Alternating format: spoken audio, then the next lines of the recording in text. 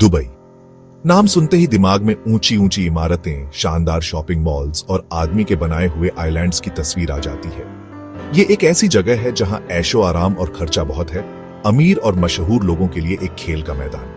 लेकिन दुबई का एक ग्लोबल मेट्रोपोलिस बनने का सफर अभी हाल ही का है। कुछ दशक पहले ही ये रेगिस्तानी शहर एक साधारण सा मछली पकड़ने और मोती निकालने वाला गांव था। दुबई का ये बदलाव वाकई कमाल का है। ये इंसानों के जज्बे, दूरदृष्टि और आर्थिक मौकों की ताकत का सबूत है। दुबई की कहानी बहुत ही प्रेरणादायक है।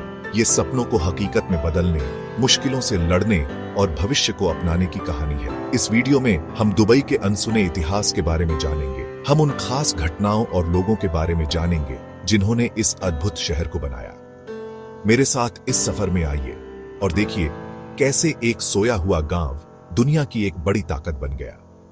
दुबई की शुरुआत एक छोटे से मछली पकड़ने वाले गांव के रूप में हुई थी।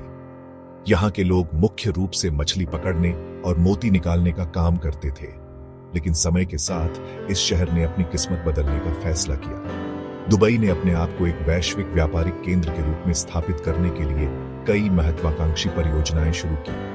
यहाँ के शासकों ने दूरदृष्टि और साहस के साथ इस शहर को एक नई दिशा दी। आज दुबई दुनिया के सबसे धनी और प्रभावशाली शहरों में से एक है।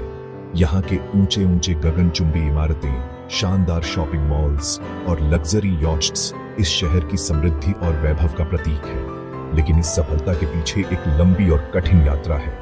दुबई ने अपने विकास के लिए कई चुनौतियों का सामना किया और उन्हें पार किया। कुछ दशक पहले तक दुबई एक साधारण सा मछली पकड़ने और मोती निकालने वाला गांव था। यहाँ के लोग अपनी रोजी रोटी के लिए समुद्र पर निर्भर थे। लेकिन दुबई के शासकों ने इस शहर की किस्मत बदलने का फैसला किया। उन्होंने यहाँ के प्राकृतिक संसाधनों का उपयोग करके इसे एक वैश्विक व्यापारिक केंद्र में बदल दिया। दुबई का यह परिवर्तन इंसानों के जज्बे, दूरदृष्टि और आर्थिक मौकों की ताकत का सबूत है। यहाँ के लोगों ने अपने सपनों को हकीकत में बदलने के लिए कड़ी मेहनत की। दुबई की कहानी बहुत ही प्रेरणादायक है। यह एक ऐसी कहानी है जो हमें सिखाती है कि अगर हम अपने सपनों को पूरा करने के लिए मेहनत करें तो कोई भी चीज असंभव नहीं है। दुबई की यह यात्रा हमें यह भी सिखाती है कि हमें अपने भविष्य को अपनाने के लिए हमेशा तैयार रहना चाहिए। यहाँ के लोगों ने अपने सपनों को पूरा करने के लिए हर मुश्किल का सामना किया। दुबई ने अपने भविष्य को अपनाने के लिए कई नवाचार किए। यहाँ के लोग हमेशा नई तकनीकों और विचारों को अपनाने के लिए तैयार रहते हैं। इस वीडियो में हम दुबई के अनसुने इतिहास के बारे में जानेंगे। हम उन खास घटनाओं और लोगों के बारे में जानेंगे जिन्होंने इस अद्भुत शहर को बनाया। हम उन खास घटनाओं और लोगों के बारे में जानेंगे जिन्होंने इस अद्भुत शहर को बनाया। मेरे साथ इस सफर में आइए और देखिए कैसे एक सोया हुआ गांव दुनिया की एक बड़ी ताकत बन गया। दुबई की यह यात्रा हमें यह सिखाती है कि अगर हम अपने सपनों को पूरा करने के लिए मेहनत करें तो कोई भी चीज असंभव नहीं है। यह एक ऐसी कहानी है जो हमें सिखाती है कि हमें अपने भविष्य को अपनाने के लिए हमेशा तैयार रहना चाहिए। यहाँ के लोगों ने अपने सपनों को पूरा करने के लिए हर मुश्किल का सामना किया। दुबई ने अपने भविष्य को अपनाने के लिए कई नवाचार किए। यहाँ के लोग हमेशा नई तकनीकों और विचारों को अपनाने के लिए तैयार रहते हैं। दुबई की यह यात्रा हमें यह भी सिखाती है कि हमें अपने भविष्य को अपनाने के लिए हमेशा तैयार रहना चाहिए। यहाँ के लोगों ने अपने सपनों को पूरा करने के लिए हर मुश्किल का सामना किया। दुबई ने अपने भविष्य को अपनाने के लिए कई नवाचार किए। यहाँ के लोग हमेशा नई तकनीकों और विचारों को अपनाने के लिए तैयार रहते हैं। तेल मिलने से पहले दुबई की अर्थव्यवस्था दो चीजों पर निर्भर थी, मोती निकालना और मछली पकड़ना। ये दोनों ही गतिविधियां न केवल आर्थिक रूप से महत्वपूर्ण थीं, बल्कि दुबई की सांस्कृतिक धरोहर का भी हिस्सा थीं। अरेबियन गल्फ का पानी ऐसे सीपों से भरा था जिनमें कीमती मोती होते थे। ये मोती प्राकृतिक रूप से बनते थे और इन्हें निकालने के लिए गोताखोरों को गहरे पानी में जाना पड़ता था। ये मोती यूरोप जैसे दूर देशों के बाजारों में बहुत मांग में थे। यूरोप में इन मोतियों का उपयोग आभूषण बनाने में किया जाता था और ये उच्च वर्ग के लोगों के बीच प्रतिष्ठा का प्रतीक माने जाते थे। दुबई के मोती निकालने वाले गोताखोर अपने हुनर और बहादुरी के लिए जाने जाते थे। ये गोताखोर पारंपरिक पोशाक पहनते थे और बिना किसी आधुनिक उपकरण के गहरे पानी में गोता लगाते थे। ये खजाने इकट्ठा करने के लिए समुद्र की गहराई में गोता लगाते थे, अक्सर बिना किसी सांस लेने वाले उपकरण के। गोताखोरों को अपनी सांस रोककर गहरे पानी में जाना पड़ता था और सीपों को इकट्ठा करना पड़ता था। मोती गोताखोर का जीवन कठिन और खतरनाक था। उन्हें समुद्र की गहराई में कई घंटों तक काम करना पड़ता था, जिससे उनकी शारीरिक और मानसिक थकान बढ़ जाती थी। गोताखोरों को डूबने, सांस लेने में तकलीफ और शार्क के हमलों का खतरा रहता था। इसके अलावा समुद्र की गहराई में दबाव और ठंड भी उनके लिए चुनौतीपूर्ण होते थे, लेकिन इसका फल भी अच्छा मिल सकता था। एक सफल मोती निकालने का सीजन गोताखोरों और उनके परिवारों के लिए बहुत लाभदायक हो सकता था। मोती निकालने का एक सफल सीजन पूरे परिवार के लिए खुशहाली ला सकता था। ये मोती न केवल आर्थिक रूप से महत्वपूर्ण थे, बल्कि सामाजिक प्रतिष्ठा का भी प्रतीक थे। दुबई की शुरुआती अर्थव्यवस्था में मछली पकड़ने का भी अहम योगदान था। मछली पकड़ना एक पारंपरिक व्यवसाय था जो पीढ़ियों से चला आ रहा था। दुबई के मछुआरे कई तरह की मछलियां पकड़ने के लिए खाड़ी में जाते थे। ये मछलियां न केवल स्थानीय बाजारों में बेची जाती थी, बल्कि पड़ोसी इलाकों में भी व्यापार की जाती थी। वे जो मछलियां पकड़ते थे, वे न केवल स्थानीय लोगों को खाना खिलाती थी, बल्कि पड़ोसी इलाकों के साथ व्यापार भी करती थी। मछली पकड़ने का व्यवसाय दुबई की अर्थव्यवस्था का एक महत्वपूर्ण हिस्सा था। शुरुआती दुबई में जीवन सादा था, लेकिन चुनौतीपूर्ण भी। लोग साधारण घरों में रहते थे और कठिन परिस्थितियों में काम करते थे।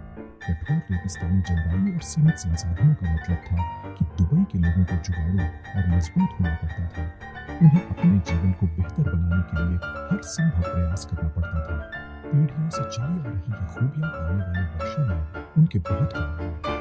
दुबई के लोग अपने पारंपरिक कौशल और सामुदायिक सहयोग के माध्यम से कठिनाइयों का सामना करते रहे और अपने भविष्य को बेहतर बनाने के लिए निरंतर प्रयास करते रहे। दुबई का इतिहास अल मखतूम परिवार से जुड़ा हुआ है। यह परिवार दुबई के विकास और उसकी पहचान के निर्माण में एक महत्वपूर्ण भूमिका निभाता आया है। 1833 में शेख मखतूम बिन बुट्टी अल मखतूम अपने कबीले को क्रीक लेकर आए। यह कदम दुबई के इतिहास में एक महत्वपूर्ण मोड़ साबित हुआ। यह दुबई पर अल मखतूम राजवंश के शासन की शुरुआत थी। इस राजवंश ने दुबई को एक छोटे से मछली पकड़ने वाले गांव से एक वैश्विक व्यापारिक केंद्र में बदल दिया। शेख मखतूम एक दूरदर्शी नेता थे। उन्होंने दुबई के भविष्य को लेकर एक स्पष्ट दृष्टिकोण रखा और उसे साकार करने के लिए ठोस कदम उठाए। उन्होंने व्यापार मार्गों के चौराहे पर दुबई के स्थान के महत्व को पहचाना। यह स्थान दुबई को एक महत्वपूर्ण व्यापारिक केंद्र बनाने के लिए आदर्श था।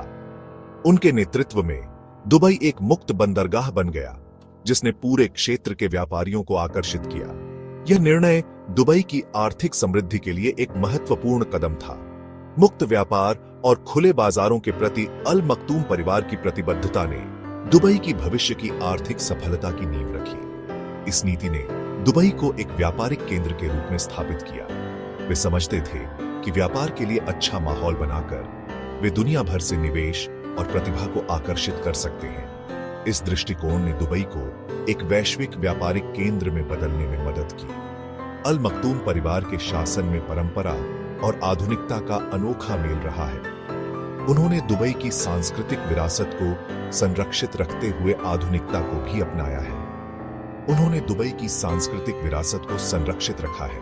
यह विरासत दुबई की पहचान का एक महत्वपूर्ण हिस्सा है और इसे संजोकर रखा गया है। उन्होंने नवाचार और प्रगति को भी अपनाया है। दुबई की आधुनिक इमारतें और संरचनाएं इस बात का प्रमाण है कि कैसे इस शहर ने प्रगति को गले लगाया है। दुबई को आज के वैश्विक शहर में बदलने में उनकी दूरदृष्टि और अटूट दृढ़ संकल्प का बहुत बड़ा योगदान रहा है। उनकी नेतृत्व क्षमता और दूरदर्शिता ने दुबई को एक छोटे से गांव से एक वैश्विक महानगर में बदल दिया है।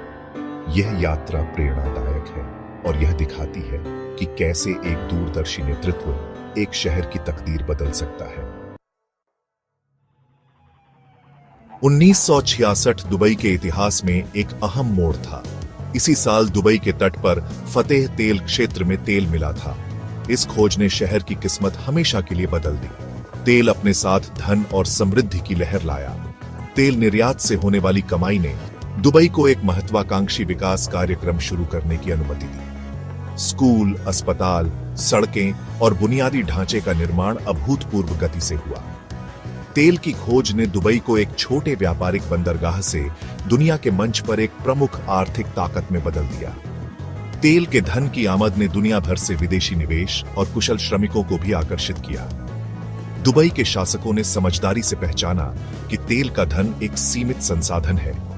उन्होंने अर्थव्यवस्था को विविधतापूर्ण बनाने और तेल पर निर्भरता कम करने का रणनीतिक फैसला किया। यह दूरदर्शी दृष्टिकोण आने वाले दशकों में दुबई की निरंतर समृद्धि सुनिश्चित करने में महत्वपूर्ण साबित होगा।